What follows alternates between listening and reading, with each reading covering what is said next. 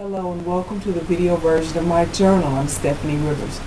I've always said the life of every child is important, and when it comes to the life of an unborn child, my sentiments are the same. That might lead some to conclude that I am against abortion, but while I never want to see the life of a child end before it starts, I think a woman's right to choose whether or not to bear her child is a personal one that should not be taken from her. If God gives everyone the choice to serve him or not, who are we to tell a woman that she must have the child against her will? If a woman wants to end her pregnancy because of rape or incest or medical complications, or just plain old being financially and emotionally unable to be a good parent, some might ask, what about God's will? But some of those same people who want to outlaw abortions are against their tax dollars being used to support families with dependent children. They're against their tax dollars going to support foster care and even money spent on services for adopted children. Newborns create a picture of hope and love and hope for the future. And as much as we want to think that children will be raised in a caring family with enough money to cover their expenses, the reality is far different from that. Millions of low-income working families with children that need assistance don't get it because of insufficient funding for government programs to help them. By 1996, the federal program, formerly known as Aid for Dependent Children, spent $24 billion each year for educational, medical, and daycare services.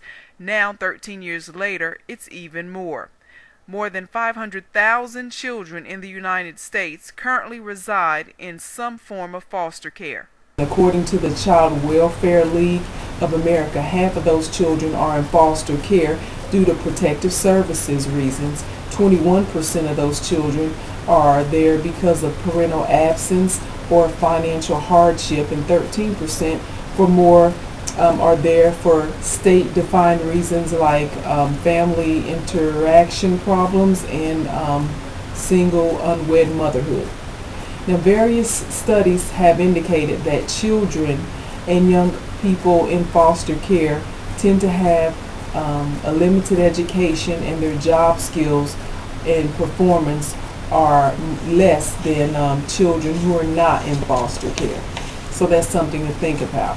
Now, also daycare through high school, research has shown that adopted children with special needs and families need support throughout the life of their adoption.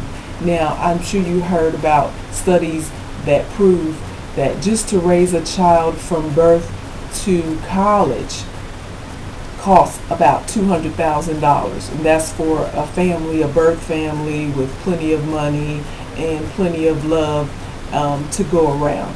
So what do you think it costs to raise a child in foster care who might have more physical needs, more emotional needs, daycare needs? Because when people adopt children or when they foster care children, they get that money covered through state and federal funds, and so that's where a lot of the money goes for special needs children. When families are forced to bear children they don't want, it doesn't punish the birth parents.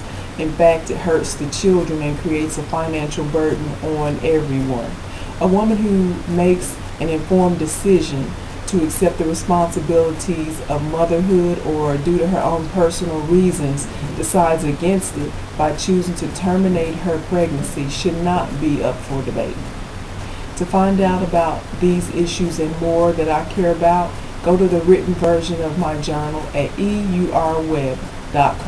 Thanks, and have a super day.